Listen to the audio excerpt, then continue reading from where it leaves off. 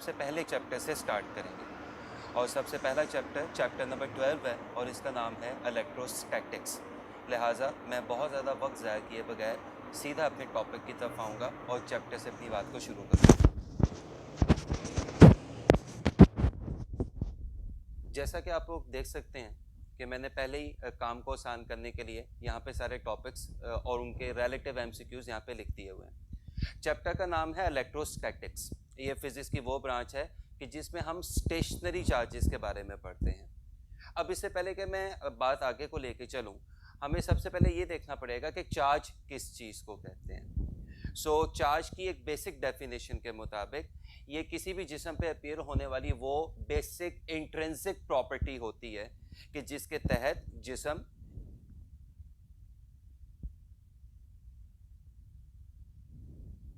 किसी दूसरे जिस्म को इलेक्ट्रोस्टैटिकली या तो अट्रैक्ट करना शुरू कर देता है या रिपेल करना शुरू कर देता है। अट्रैक्शन कौन करेगा? जो ऑपोजिट चार्जेस होंगे। रिपल्शन कौन करेगा? जो सिमिलर चार्जेस होंगे। इसका मतलब यहाँ पे ये हुआ कि चार्ज की दो टाइप्स होती हैं। एक टाइप कहलाती है पॉजिटिव चार्ज और दूसरी टाइप कहलाती है नेगेटिव चार्ज। पॉजिटिव चार्ज और नेगेटिव चार्ज एक दूसरे के ऑपोजिट चार्जेस हैं जो हमेशा एक दूसरे को अट्रैक्ट करेंगे। किसी भी जिस्म पर चार्ज को अपीयर करवाने का तरीका एक से ज़्यादा हो सकता है, मसलन इलेक्ट्रोस्टैटिक इंडक्शन, मसलन रबिंग। अब अगर मैं रबिंग वाले तरीके को थोड़ा सा एक्सप्लेन करूं, तो जब आप दो चीज़ों को आपस में रब करते हैं तो एक चीज़ इलेक्ट्रॉन गेन करती है और दूसरी चीज़ इलेक्ट्रॉन लूज करती है। जो चीज़ इलेक्ट्रॉन गेन करेगी, जाहिर सी बात है कि उस पर नेगेटिव चार्ज आ जाएगा, और जो चीज़ इलेक्ट्रॉन लूज करेगी, जाहिर सी बात है कि उस पर पॉजिटिव चार्ज आ जाएगा। ये उन बहुत सारे तरीकों में से एक तरीका है कि जिससे आप किसी भी चीज़ पे चार्ज अपीयर करवा सकते हैं। फिर इसी चैप्टर में आगे जाके आपने पढ़ा होगा, अपनी रूटीन की क्लासेस में पढ़ा होगा कि मिलीकैन ने 1909 में चार्ज ऑन इलेक्ट्रॉन डिस्कवर किया था, और सिर्फ ये नहीं डिस्कवर किया था कि इलेक्ट्रॉन पे चार्ज कितना होता है, बल्कि ये भी डिस्कवर किया था कि जब भी किसी जिस्म पे चार्ज अपीयर होगा तो वो चार्ज हमेशा 1.6 इंटू 10⁻⁻19 कूलम का इंटेग्रल मल्टीपल होगा। और आप सबको पता है कि 1.6 इंटू 10⁻⁻19 कूलम इलेक्ट्रॉन पे चार्ज की अमाउंट होती है। इसका मतलब किसी भी जिस्म पे जो चार्ज होगा वो या तो 1.6 इंटू 10⁻⁻19 कूलम होगा, या इसका ट्वाइस होगा, या इसका 3 टाइम्स होगा, थ्राइस होगा, या इसका 4 टाइम्स होगा, एंड सो ऑन। इसको हम integral multiple of electrons charge भी कहते हैं और चार्ज की क्वांटाइजेशन भी कहते हैं। अब चार्ज के बारे में इतनी तफसीली गुफ्तगू के बाद मैं आप लोगों के इस चैप्टर के सबसे पहले टॉपिक की तरफ आऊँगा कि जिसका नाम है कूलम्स लॉ। अब अगेन स्टूडेंट्स, आपने यहाँ पे बात याद रखनी है कि आप सब लोगों ने रूटीन की क्लासेस में ये तमाम टॉपिक्स बहुत अच्छे तरीके से पढ़े हुए हैं। लिहाजा मैं इन टॉपिक्स को उतनी डिटेल से यहाँ पे डिस्कस इससे नहीं करूँगा कि ये रूटीन की क्लासेस नहीं है, ये एंटी टेस्ट की क्लासेस हैं। तो यहाँ पे हम ज़्यादा टाइम उन बातों पर लगाने की कोशिश करेंगे जो शायद हमने रूटीन की क्लासेस में नहीं देखी हुई। मसलन ये लॉ चार्ल्स ऑगस्टीन कूलम ने पेश किया था, जिसके मुताबिक अगर दो चार्जेस Q1 और Q2 पॉइंट और स्टेशनरी चार्जेस हैं तो ये एक दूसरे को रिपेल करेंगे या ये एक दूसरे को अट्रैक्ट करेंगे। मेरे ख्याल से मैं ये बात पहले भी क्लियर कर चुका हूँ कि रिपेल वो कब करेंगे जब सिमिलर चार्जेस होंगे, और अट्रैक्ट वो कब करेंगे जब वो ऑपोजिट चार्जेस होंगे। रिपल्शन के लिए और अट्रैक्शन के लिए फोर्स लगेगी। ये फोर्स कूलम फोर्स कहलाती है, जो कूलम्स लॉ के मुताबिक दोनों चार्जेस के मैग्नीट्यूड के प्रोडक्ट के डायरेक्टली प्रोपोर्शनल होती है, और दोनों चार्जेस के दरमियान डिस्टेंस के स्क्वायर के इनवर्सली प्रोपोर्शनल होती है। जैसा कि व्हाइट बोर्ड पे मैंने यहाँ पे लिखा भी हुआ, आप देख भी सकते हैं कि कूलम फोर्स चार्जेस के मैग्नीट्यूड के प्रोडक्ट के डायरेक्टली प्रोपोर्शनल है और उनके दरमियान डिस्टेंस के स्क्वायर के इनवर्सली प्रोपोर्शनल है। प्रोपोर्शनलिटी साइन इक्वालिटी साइन से रिप्लेस होता है, साथ में कांस्टेंट आता है K, which is famously known as Coulomb's constant। तो यहाँ से कूलम्स लॉ की इक्वेशन आपको यहाँ पे बनती दिखाई दे रही है। अब अगर आप इस इक्वेशन में गौर से देखें तो कूलम फोर्स आपको डिस्टेंस के स्क्वायर के इनवर्सली प्रोपोर्शनल दिखाई दे रही है। यही वजह है कि कूलम्स लॉ को न्यूटन ग्रेविटेशनल लॉ की तरह इनवर्स स्क्वायर लॉ कहा जाता है, यानी ये फोर्स डिस्टेंस के नहीं बल्कि डिस्टेंस के स्क्वायर के इनवर्सली प्रोपोर्शनल होती है।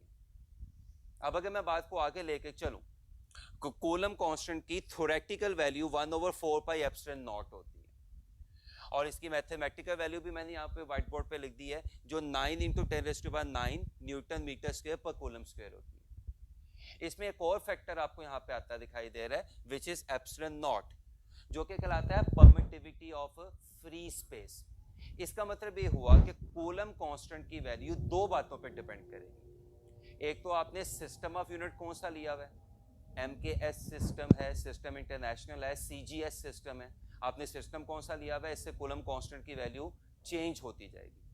और दूसरी बात जिस पे कूलम कांस्टेंट डिपेंड कर रहा है वो आपको दोनों चार्जेस के दरमियान टाइप और नेचर ऑफ मीडियम दिखाई दे रहा है। इसका मतलब अगर दोनों चार्जेस के दरमियान मीडियम चेंज होगा तो दोनों चार्जेस के दरमियान कूलम कांस्टेंट भी चेंज हो जाएगा, और अगर कूलम कांस्टेंट भी चेंज हो जाएगा तो कूलम फोर्स भी चेंज हो जाएगी। और अगर कूलम फोर्स चेंज होगी तो कैसे चेंज होगी, बढ़ेगी या कम होगी, ये इंशाल्लाह हम इसी आर्टिकल के तीसरे पोर्शन में पढ़ेंगे। एप्सिलॉन नॉट की आपको मैथमेटिकल वैल्यू भी दिखाई दे रही है विच इज 8.85 × 10⁻⁻12, और ये बात क्वाइट ऑब्वियस है जो आपको दिखाई दे रही है कि एप्सिलॉन नॉट के जो यूनिट्स होंगे वो कूलम कांस्टेंट के यूनिट के रिवर्स होंगे, क्योंकि फॉर्मूला में आपको K और एप्सिलॉन नॉट एक दूसरे के इनवर्स दिखाई दे रहे हैं, एक दूसरे से डिफरेंट लेवल पे दिखाई दे रहे हैं। ये आपका इस कूलम्स लॉ का पहला पोर्शन था जो कि पॉइंट और स्टेशनरी चार्जेस को डील करता है और जो कि quantitative nature of Coulomb's law भी कहलाता है। अब अगला जो पोर्शन है, या मुझे यूं कहना चाहिए जो अगले दो पोर्शंस हैं, उन पोर्शंस में हम कूलम्स लॉ की क्वालिटेटिव नेचर देखेंगे, जिसमें से दूसरा portion vector forms of the coulomb law भी कहलाता है। Vector form of a coulomb law के मुताबिक अगर आपके पास दो चार्जेस हैं Q1 और Q2 और उनके दरमियान डिस्टेंस है R, तो दोनों चार्जेस एक दूसरे को या तो अट्रैक्ट कर रहे होंगे या रिपेल कर रहे होंगे। अट्रैक्शन कब होगी, जब दोनों चार्जेस एक दूसरे से ऑपोजिट होंगे। रिपल्शन कब होगी, जब दोनों चार्जेस एक दूसरे के सिमिलर होंगे। अब यहीं पे vector form of the coulomb law सामने आती है, जिसके मुताबिक Q1 Q2 पे जो फोर्स लगा रहा होगा उतनी ही फोर्स Q2 Q1 पे भी लगा रहा होगा। लिहाजा दोनों चार्ज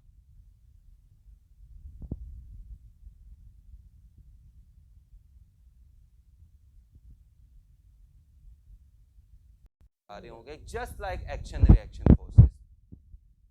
सो इसका मतलब बड़ा सिंपल सा ये हुआ कि कूलम फोर्स जो एक चार्ज दूसरे चार्ज पे लगाता है उतनी फोर्स दूसरा चार्ज पहले चार्ज पे भी लगाता है, यानी दोनों फोर्सेस मैग्नीट्यूड में एक दूसरे के इक्वल होती हैं। और माइनस साइन क्या शो कर रहा है कि दोनों फोर्सेस डायरेक्शन में एक दूसरे से ऑपोजिट होती हैं। तो ये जो मैंने यहाँ पे लिखा हुआ है F12 = -F21, ये कूलम्स लॉ की वेक्टर फॉर्म है, जो कि ये बताती है कि कूलम फोर्स म्यूचुअल होती है, यानी दोनों चार्जेस एक दूसरे पे एक जितनी लेकिन ऑपोजिट फोर्स लगा रहे होते हैं। अब मैं अगर इस आर्टिकल के तीसरे और आखिरी पोर्शन की तरफ आऊँ तो उसमें हम ये देखेंगे कि जब भी दो चार्जेस के दरमियान मीडियम आता है तो उससे कूलम फोर्स पे क्या फ़र्क पड़ता है। एक्सपेरिमेंट्स ने ये बात साबित की कि जब भी दो चार्जेस के दरमियान मीडियम आता है which is other than vacuum, which is other than air, तो इट हैज़ बीन फाउंड कि जब भी दो चार्जेस के दरमियान कोई मीडियम आएगा तो कूलम फोर्स में पहले के मुकाबले में कमी हो जाएगी। ना अगर कूलम फोर्स में पहले के मुकाबले में कमी हो जाएगी, इसका मतलब ये हुआ कि कोई नया फैक्टर है, कोई नया मैथमेटिकल नंबर है जो कूलम फोर्स वाले फैक्टर में, जो कूलम लॉ वाली इक्वेशन में डिनोमिनेटर यानी नीचे वाले फैक्टर में अपीयर होना शुरू हो गया।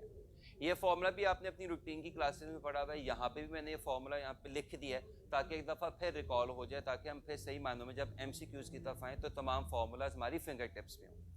ये फॉर्मूला आप देख सकते हैं कि जब भी दो चार्जेस के दरमियान कोई मीडियम आता है तो कूलम फोर्स के फॉर्मूला में आप देख सकते हैं कि नया फैक्टर अपीयर हो रहा है विच इज एप्सिलॉन आर।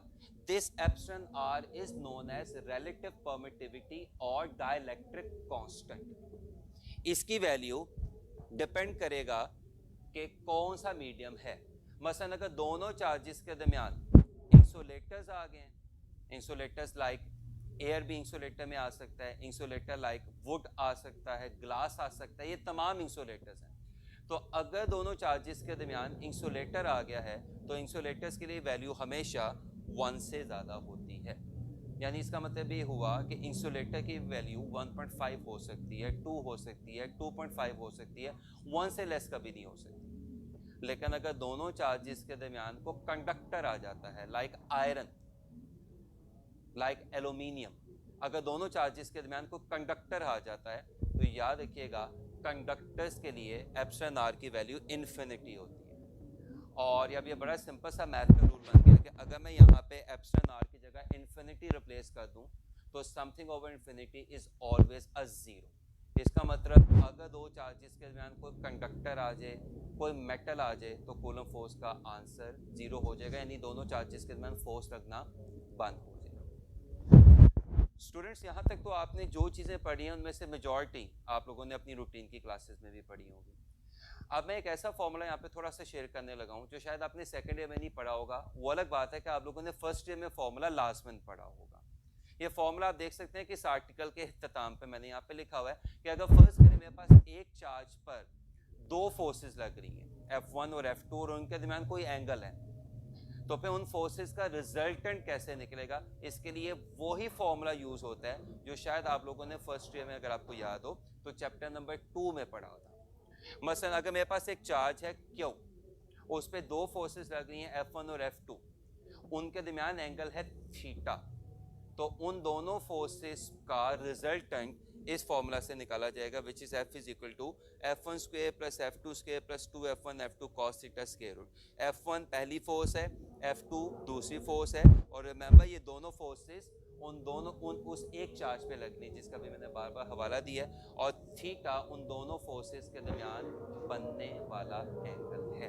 तो अगर आप थोड़ा सा यहाँ पे ध्यान से देखें कि अगर इन दोनों फोर्सेस के दरमियान एंगल 90 हो, यानी एक ही चार्ज पे दो फोर्सेस लग रही हों और दोनों फोर्सेस एक दूसरे के परपेंडिकुलर हों, तो फिर एंगल 90 हो जाएगा। और अगर मैं यहाँ पे एंगल 90 रिप्लेस कर दूंगा तो आप सबको पता है कि cos 90 जीरो होता है, और cos 90 जीरो होने का क्या मतलब है कि फॉर्मूला रिड्यूस होके F1 square plus F2 square square root रह जाएगा, which is famously known as Pythagoras theorem. तो इसका मतलब पाइथागोरस थ्योरम भी बेसिकली इस फॉर्मूला से निकाला जा सकता है, लेकिन शर्त ये है कि अगर दो फोर्सेस एक दूसरे के परपेंडिकुलर लग रही होगी तभी एंगल थीटा होने, एंगल 90 होने की वजह से cos 90 का आंसर जीरो आ जाएगा। अब अगर मैं थोड़े से MCQs की तरफ आऊँ जो मैंने यहाँ पे पहले से नीचे लिखे हुए हैं, सो सबसे पहले MCQ में आप देख सकते हैं कि मैंने MCQ लिखा हुआ है, आपके सामने पढ़ भी देता हूँ, फिर इसका आंसर भी एक्सप्लेन कर दूंगा। When an object is rubbed with another object and gets positively charged, its mass strictly speaking। अब अगर आपको याद हो तो लेक्चर के स्टार्ट में मैंने आपको बताया था कि जब भी कोई चीज़ इलेक्ट्रॉन लूज करती है तो उस पर पॉजिटिव चार्ज आ जाता है। अब इसमें कोई शक नहीं है कि इलेक्ट्रॉन्स की मास इंतहाई कम होती है, 9.1 इंटू 10⁻³ किलोग्राम, ये इंतहाई कम मास। लेकिन इतनी कम मास के बावजूद अगर आप MCQ की आखिरी लाइन देखें या आखिरी सेंटेंसेस देखें, स्ट्रिक्टली स्पीकिंग, तो इसका मतलब हमें इस मास को अपने इस MCQs में कंसिडर करना पड़ेगा। अब अगर आप थोड़ा सा ध्यान से इस MCQ को देखें तो मेरे ख्याल से आपको आंसर पहले ही आता है। मैं इसको थोड़ा सा एक्सप्लेन कर देता हूँ कि अगर कोई चीज़ पॉजिटिव चार्ज गेन कर लेती है, इसका मतलब वो इलेक्ट्रॉन लूज कर गई, और अगर कोई इलेक्ट्रॉन लूज कर गया है इसका मतलब उस चीज़ की मास में थोड़ी सी ही सही लेकिन कमी लाजमन होगी। लिहाजा ये जो मैंने MCQ यहाँ पे लिखा हुआ है इसका आंसर जाहिर सी बात है कि चार्ली आएगा, विच इज डिक्रीजेस। अब यहाँ से आप एक और MCQ भी बड़ी आसानी से बना सकते हैं कि अगर किसी चीज़ पे नेगेटिव चार्ज आ जाता है, इसका मतलब उस चीज़ ने इलेक्ट्रॉन्स को गेन कर लिया, और जो चीज़ इलेक्ट्रॉन को गेन कर लेगी इसका मतलब वो थोड़ी सी ही सही लेकिन मैस गेन कर रही है, और जब मैस गेन होती है तो फिर जाहिर सी बात है कि मैस में फिर थोड़ा सा इजाफा होगा। लिहाजा अगर ये MCQ इन्हीं वर्डिंग्स में पॉजिटिवली चार्ज से पूछा जाए तो इस MCQ का आंसर रहेगा चार्ली, यानी डिक्रीजेस। और अगर ये MCQ इन्हीं वर्डिंग्स में नेगेटिवली चार्ज से पूछा जाएगा तो इस MCQ का आंसर आएगा अल्फा, इंक्रीजेस। इसी टॉपिक को थोड़ा सा और आगे लेके चलने के लिए जो दूसरा MCQ मैं आपके साथ डिस्कस करने लगा हूँ वो भी यहाँ पे मैंने लिखा हुआ है। Which one is a sure test for the presence of charge on a body? क्या किसी जिस्म पे चार्ज है या नहीं है इसका कैसे पता चलाया जाएगा? तो याद रखिएगा एक फिनोमिनन कहलाता है इलेक्ट्रोस्टैटिक इंडक्शन। ये फिनोमिना किसी न्यूट्रल चीज को भी इस काबिल बना देता है कि वो किसी भी दूसरी चीज को अपनी तरफ अट्रैक्ट करना शुरू कर दे। लिहाजा अट्रैक्शन चार्ज ऑब्जेक्ट भी कर सकता है और अट्रैक्शन न्यूट्रल ऑब्जेक्ट भी कर सकता है। इससे एक बात बड़ी सिंपल सी है कि किसी भी चीज का अट्रैक्शन अंडरगो करने का यह हरगिज़ मतलब नहीं है कि वो चार्ज है या नहीं है। यानी चार्ज ऑब्जेक्ट भी अट्रैक्शन कर सकता है और न्यूट्रल ऑब्जेक्ट भी अट्रैक्शन कर सकता है। लिहाजा किसी भी चीज़ पे चार्ज है या नहीं है, इसका शोर टेस्ट अट्रैक्शन कभी भी नहीं होगा, इसका शोर टेस्ट हमेशा रिपल्शन होगा। लिहाजा आपके इस पर्टिकुलर एमसीक्यू का आंसर होगा बीटा, रिपल्शन। इसी टॉपिक को थोड़ा सा और आगे लेके चलते हैं और तीसरे एमसीक्यू डिस्कस करते हैं। The force between two charges is F if distance between charges increases 2 times and a medium of epsilon r equals 4 is introduced between the charges. Now force between charges will be. अब आप clearly देख सकते हैं कि सबसे पहले तो आपने क्या कर दिया कि दोनों चार्जेस के दरमियान डिस्टेंस 2 टाइम्स कर दिया। अब अगर आप दोनों चार्जेस के दरमियान डिस्टेंस 2 टाइम्स कर रहे हैं तो आपको पता है coulomb force inverse square law follow करती है, यानी कूलम फोर्स डिस्टेंस के स्क्वायर के इनवर्सली प्रोपोर्शनल है। इसका मतलब जब डिस्टेंस 2 टाइम्स बढ़ेगा तो फोर्स में 4 गुना यानी 4 टाइम्स की कमी आएगी। और दूसरी चेंज आप ये कर रहे हैं कि उन दोनों चार्जेस के दरमियान एक मीडियम इंट्रोड्यूस करवा रहे हैं कि जिसका एप्सिलॉन r 4 है। इसका मतलब इस मीडियम के आने की वजह से भी कूलम फोर्स में 4 गुना की कमी आएगी। तो डिस्टेंस के डबल होने से भी कूलम फोर्स 4 गुना कम हो रही है, एप्सिलॉन r के भी 4 गुना ज़्यादा होने से कूलम फोर्स 4 गुना कम हो रही है। तो ओवरऑल जो कूलम फोर्स में कमी आएगी वो 16 गुना की आ जाएगी, यानी कूलम फोर्स पहले के मुकाबले में 16 टाइम्स कम हो जाएगी। यानी अगर पहले कूलम फोर्स थी F तो अब जो नई कूलम फोर्स होगी वो F/16 हो जाएगी। टॉपिक को वाइंड अप करने के लिए लास्ट एमसीक्यू, इसके बाद मैं अगले टॉपिक की तरफ चलूंगा। 2 charges plus 4e and plus 8e placed at fixed distance have electrostatic force F. If both charges are given charges of minus 4e, force between them becomes. इस एमसीक्यू में आपको क्लियरली दिखाई दे रहा है कि एक चार्ज की वैल्यू प्लस 4e है और दूसरे चार्ज की वैल्यू प्लस 8e है। ये दोनों एक दूसरे पे जाहिर सी बात है कोई फोर्स लगा रहे होंगे। अब अचानक आपने क्या किया कि दोनों चार्जेस को एक एडिशनल चार्ज दे दिया जो कि -4e है। जब आप दोनों चार्जेस को एक एडिशनल चार्ज दे रहे हैं जो कि -4e का है तो इसके साथ इस चार्ज पे क्या फ़र्क पड़ेगा कि ये +8e से +4e पे आ जाएगा। लेकिन जब आप इस चार्ज को -4e देंगे तो चूंकि ये चार्ज ऑलरेडी +4e पे है तो ये चार्ज न्यूट्रल होके 0 हो जाएगा। और जब एक चार्ज 0 हो जाए तो कूलम फार्मूला में आपको पता है कि अगर Q1 0 हो जाए या Q2 0 हो जाए तो कूलम फोर्स का आंसर 0 हो जाता है। लिहाजा आपके इस एमसीक्यू का आंसर होगा डेल्टा C। कूलम लॉ से हम अपने दूसरे आर्टिकल की तरफ चलते हैं जो कि है field of force. Michael Faraday ने बताया था कि किसी भी चार्ज के गिर्द एक ऐसा एरिया कि जिस एरिया में चार्ज का इन्फ्लुएंस कोई दूसरा चार्ज महसूस कर सके वो उस पहले वाले चार्ज की इलेक्ट्रिक फील्ड कहलाता है, जस्ट लाइक ग्रेविटेशनल फील्ड जो कि ज़मीन के गिर्द होती है। लेकिन ग्रेविटेशनल फील्ड में आपको पता है कि ग्रेविटी अंडरगो होती है और एक्ट करती है, और आपको पता है इलेक्ट्रिक जो फील्ड होती है उसमें कूलम फोर्स एक्ट कर रही होती है। इसको एक्सप्लेन करने के लिए भी यहाँ पे मैंने थोड़ा सा पहले हेल्पिंग मटेरियल आपके साथ शेयर कर दिया है कि फर्स्ट के आपके पास एक चार्ज है +Q। ये गोल दायरा ये सर्कल शो कर रहा है इसकी इलेक्ट्रिक फील्ड को। मैं इस P पे इस चार्ज की इलेक्ट्रिक फील्ड फाइंड करना चाहता हूँ, तो उसके लिए मैं क्या करूँगा कि इस P पे एक टेस्ट चार्ज Q0 ला के रख दूँगा। अब क्या होगा कि ये जो चार्ज होगा ये टेस्ट चार्ज Q0 को एक फोर्स के तहत रिपेल करना शुरू कर देगा। यानी ये जो चार्ज है ये इस Q0 पे क्या करेगा, एक फोर्स लगाना शुरू कर देगा, जिससे हमें पता चल जाएगा कि ये टेस्ट चार्ज किसी चार्ज की फील्ड में आ गया है। जो ही ये काम होगा तो यहाँ से हम इलेक्ट्रिक फील्ड का एक बड़ा आसान सा फॉर्मूला बना देंगे। ये फॉर्मूला भी आपने अपनी रूटीन की क्लासेस में डेफिनेटली पढ़ा हुआ है कि electric field basically test charge पे लगने वाली फोर्स होती है, force on unit positive charge. लेकिन इस फॉर्मूला में प्रॉब्लम बाज़ बच्चों को ये आती है कि जिस चार्ज की आप फील्ड निकाल रहे हैं, जिस चार्ज की आप फील्ड निकालने की कोशिश कर रहे हैं वो चार्ज आपको दिखाई नहीं दे रहा है, टेस्ट चार्ज आपको दिखाई दे रहा है। तो अगर आप यहाँ पे कूलम फोर्स का फॉर्मूला रिप्लेस कर दें K Q1 Q2 over R square, तो आप देख सकते हैं आपका वो फॉर्मूला बन जाएगा जिसमें वही चार्ज आ रहा होगा जिसकी आप इलेक्ट्रिक फील्ड निकालने की कोशिश कर रहे हैं। E is electric field intensity, E is electric field strength.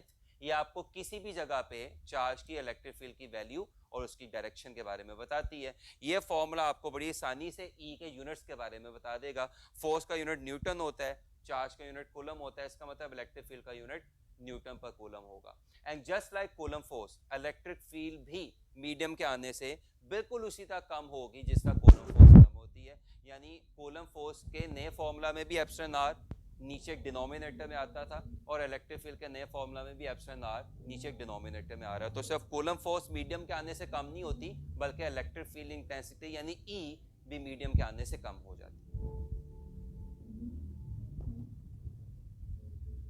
अब मैं एक ऐसा टॉपिक आपके साथ यहाँ पे डिस्कस करने लगा हूँ कि जो कि नॉर्मली रूटीन की क्लासेस में इतना डिटेल तरीके से डिस्कस नहीं होता।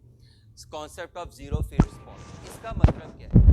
इसका मतलब ये है कि दो चार्जेस की मौजूदगी में कोई ऐसी जगह जहाँ पे इलेक्ट्रिक फील्ड एग्जिस्ट ना कर रही हो, जहाँ पे दोनों चार्जेस की इलेक्ट्रिक फील्ड एक दूसरे को कैंसिल कर रही हो।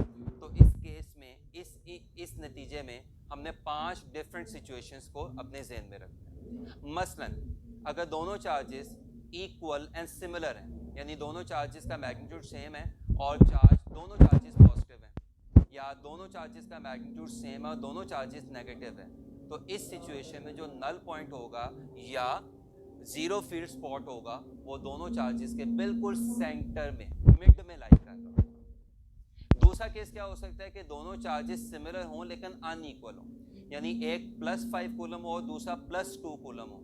तो अब इस सिचुएशन में जो जीरो पॉइंट होगा या नल पॉइंट होगा वो लाइट तो दोनों चार्जेस के दरमियान में करेगा, लेकिन वो मिड पे नहीं होगा, बल्कि वो बड़े वाले चार्ज से दूर होगा और छोटे वाले चार्ज के करीब होगा।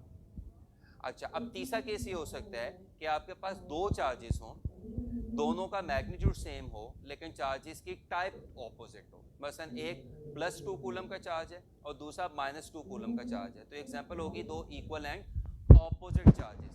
अब इस सिचुएशन में नल पॉइंट दरमियान में लाई नहीं करेगा, बल्कि नल पॉइंट दोनों चार्जेस के सराउंडिंग पे लाई करेगा। और चूंकि दोनों चार्जेस का मैग्नीट्यूड सेम है, लिहाजा नल पॉइंट दोनों चार्जेस के एक जितने फासले पे होगा, सराउंडिंग पे होगा और एक जितने फासले पे होगा। चौथा केस ये हो सकता है कि दो चार्जेस एक दूसरे से ऑपोजिट हों और दोनों चार्जेस का मैग्नीट्यूड सेम ना हो, यानी एक चार्ज पॉजिटिव हो दूसरा चार्ज नेगेटिव हो और दोनों चार्जेस का मैग्नीट्यूड सेम ना हो। मसलन एक +5 कूलम का हो गया दूसरा -3 कूलम का हो गया, या एक -5 कूलम का हो गया दूसरा +2 कूलम का हो गया। तो अब इस सिचुएशन में जो नल पॉइंट होगा वो अगेन चार्जेस के दरमियान पे नहीं लाई करेगा, चार्जेस के सराउंडिंग पे लाई करेगा। लेकिन रूल ये है कि इस सिचुएशन में जो नल पॉइंट है वो छोटे वाले चार्ज के सराउंडिंग पे लाई करेगा। और जो पांचवा और आखिरी केस है वो सिंगल चार्ज के लिए, कि सिंगल चार्ज के लिए क्या नल पॉइंट एग्जिस्ट करता है कि नहीं? तो इसका आंसर बड़ा सिंपल है, जी बिल्कुल। सिंगल चार्ज के लिए भी नल पॉइंट एग्जिस्ट करता है और सिंगल चार्ज के लिए नल पॉइंट इन्फिनिटी पे लाई करेगा। इस बात को इंशाल्लाह हम थोड़े से MCQ से भी समझने की कोशिश करेंगे यहाँ पे भी, और जब हम इस लेक्चर का टेस्ट डिस्कस करेंगे तो उसमें भी। ये जो दो चार्जेस आपको यहाँ पे दिखाई दे रहे हैं, ये दो चार्जेस ऑपोजिट हैं और इनके मैग्नीट्यूड एक दूसरे से डिफरेंट है। यानी एक चार्ज आपको -1 × 10⁻⁻⁶ कूलम दिखाई दे रहा है और दूसरा चार्ज आपको 4 × 10⁻⁻⁶ कूलम दिखाई दे रहा है। नौ इसमें आपको क्लियरली दिखाई दे रहा है कि अभी मैंने आपके साथ तमाम रूल्स डिस्कस किए हैं कि अगर चार्जेस ऑपोजिट हों और मैग्नीट्यूड सेम ना हो तो जो नल पॉइंट होगा वो दोनों चार्जेस के सराउंडिंग पे लाई करेगा, लेकिन किस चार्ज के सराउंडिंग पे लाई करेगा? जो छोटे वाला होगा। इसका मतलब बड़ा सिंपल से ही हुआ कि जो नल पॉइंट होगा वो -1 × 10⁻⁶ कूलम के सराउंडिंग पे आपको लाई करता दिखाई देगा। लिहाजा अगर आप तमाम ऑप्शंस को थोड़ा सा गौर से देखें तो क्या लिखा हुआ है? 3 metre on other side of Q1, 1 metre between charges and close to smaller charge, 3 metre on the other side of Q2 and none of these. तो मैं पहले बता चुका हूँ बिटवीन में तो लाई नहीं कर सकता, ये तो मैं आपको पहले बता चुका हूँ कि बिटवीन में लाई नहीं कर सकता चूंकि ये ऑपोजिट चार्जेस हैं और Q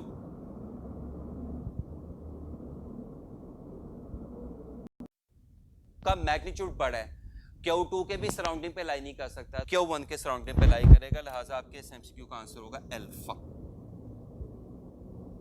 बात को थोड़ा सा और आगे लेके चलते हैं और एप्लीकेशंस ऑफ इलेक्ट्रोस्टैटिक्स को डिस्कस करते हैं। अब यहाँ पे भी याद रखिएगा, रूटीन की क्लासेस की तरह यहाँ पे हमने पूरा टॉपिक हरगिज़ नहीं देखने की कोशिश करनी, हमने वो स्टफ देखना है कि जिसमें से एमसीक्यू बन सकते हैं। मसलन पहला ही एमसीक्यू यहाँ पे अगर आप थोड़ा सा गौर से देखें तो टेक्निकल तरीके से मैं यहाँ पे लिख चुका हूँ, वो कि आपको में टेक्स्ट बुक में एफएससी की ऑफ कोर्स उसने एप्लीकेशन, दो एप्लीकेशंस डिस्कस की हुई हैं। पहली एप्लीकेशन है जीरो, मीनिंग आते ही होंगे कि जीरो का मतलब होता है ड्राई, ग्राफोस का मतलब होता है राइटिंग, तो जीरोग्राफी बेसिकली फोटोकॉपियर होता है विच इज ड्राई राइटिंग। और दूसरी एप्लीकेशन जो उसने डिस्कस की हुई है that is inkjet printer which is wet writing. Xerography आपको बातें थोड़ी सी याद रखनी है, वो क्या याद रखनी है कि जो मेन मशीन होती है उसका जो हार्ट होता है, ये आपकी बुक की लाइन में यूज कर रहा हूँ, वो एल्यूमिनियम का एक सिलेंडर होता है और एल्यूमिनियम तो पे तय बड़ी फाइन सी कोटिंग हुई होती है सिलीनियम की which is no. Photo conductor का मतलब बड़ा सिंपल सा ये है कि ये ऐसा सब्सटेंस है कि जो कि अंधेरे में इंसुलेटर हो जाएगा और रोशनी में कंडक्टर हो जाएगा। उसके बाद जो आपको इसमें पता होना चाहिए वो ये पता होना चाहिए कि जो भी आपने फोटोकॉपी करनी है वो किसी इंक की मदद से ही करनी है। चूंकि ये ड्राई राइटिंग है लिहाजा यहाँ पे जो इंक यूज होगी that is a black coloured powder which is known as toner, कि जिसपे नेगेटिव चार्ज होता है।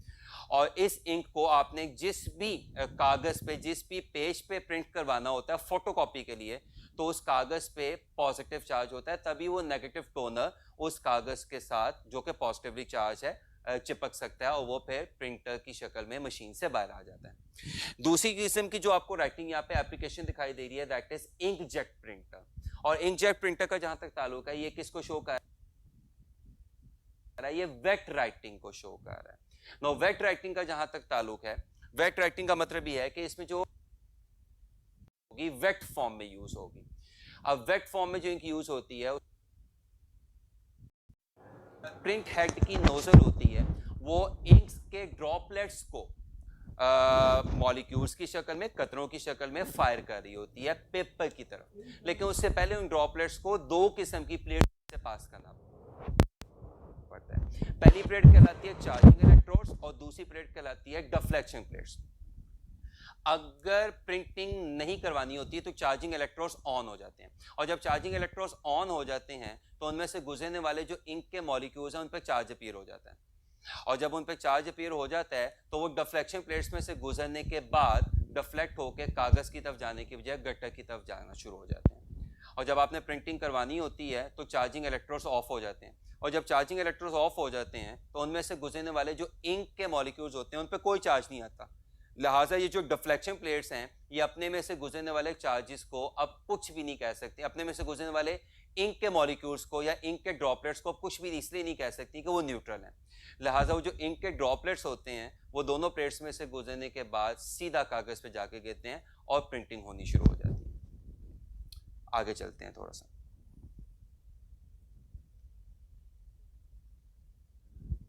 अपने लास्ट पोर्शन की तरफ मैं आ रहा हूँ, बात को वाइंड अप करने की तरफ आ रहे हैं। हमारा जो आज का नेक्स्ट काम है वो है इलेक्ट्रिक फ्लक्स।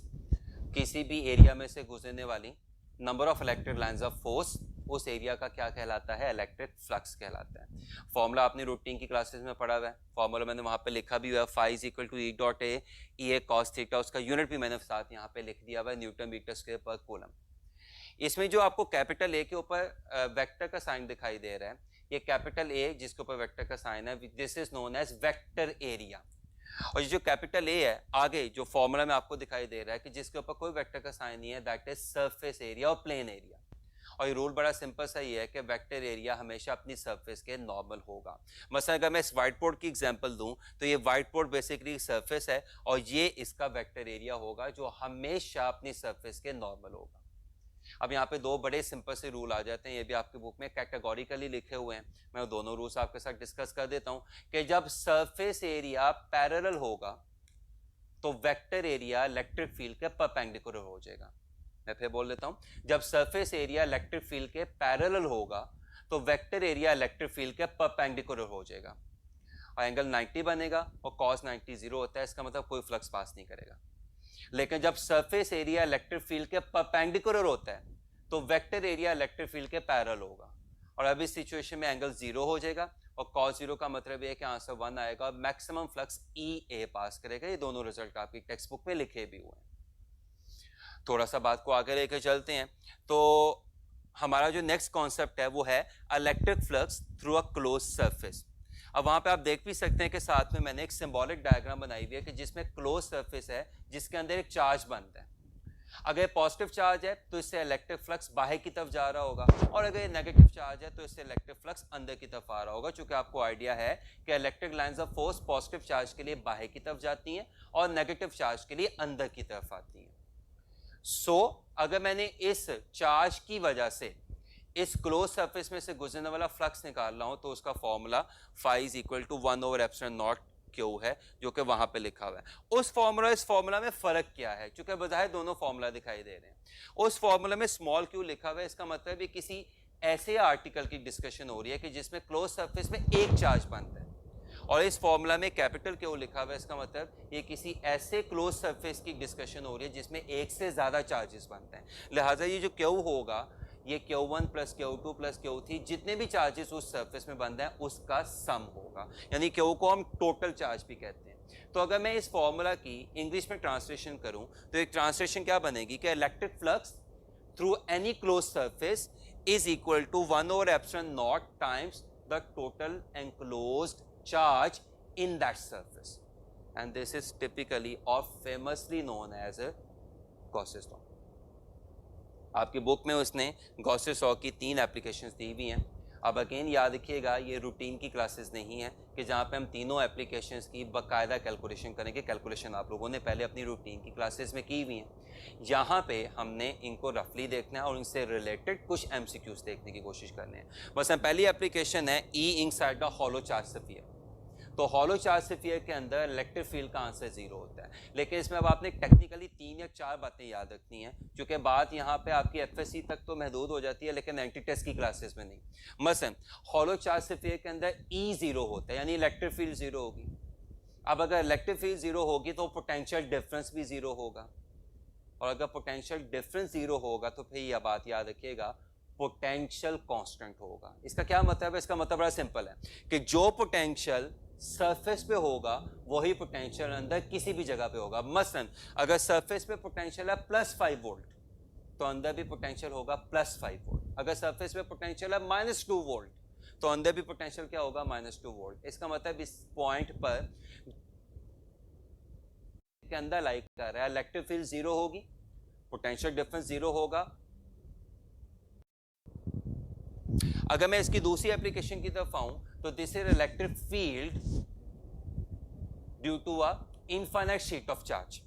अब electric field due to an infinite sheet of charge के लिए मैंने उस इनफाइनाइट शीट ऑफ चार्ज का एक फाइनाइट पोर्शन आपके साथ डिस्कस किया हुआ है। इस फाइनाइट पोर्शन पे आपको दिखाई दे रहा है कि चार्ज यूनिफॉर्मली डिस्ट्रीब्यूट हुआ हुआ है और हम इससे कुछ फासले पे यानी यहाँ पे P पॉइंट पे E की वैल्यू फाइंड करना चाहते हैं, और जो P पॉइंट पे E की वैल्यू है ये आफ्टर सीरीज ऑफ कैलकुलेशन σ/2ε0 के बराबर आती है। अगेन ये कैलकुलेशन भी आपने अपनी रूटीन की क्लासेस में की हुई है, जबकि सिग्मा आप सबको पता है सरफेस चार्ज डेंसिटी को कहते हैं। और अब अगर मैं तीसरी और आखिरी एप्लीकेशन की तरफ आऊं तो ऑपोजिटली चार्ज पैरेलल प्लेट्स, ऊपर वाली प्लेट पे पॉजिटिव चार्ज है और नीचे वाली प्लेट पे नेगेटिव चार्ज है। अब हम इलेक्ट्रिक फील्ड इन दोनों चार्जेस के दरमियान इस पॉइंट पे फाइंड करना चाहते हैं। तो ये रिजल्ट भी आपको दिखाई दे रहा है, ये रिजल्ट आपको σ/ε0 की शक्ल में दिखाई दे रहा है। अब यहाँ पे 2 बातें आपने MCQ, तो इलेक्ट्रिक फील्ड है जो कि 2 शीट्स की वजह से है, ये इलेक्ट्रिक फील्ड सिंगल शीट की इलेक्ट्रिक फील्ड से आपको डबल दिखाई दे रही है।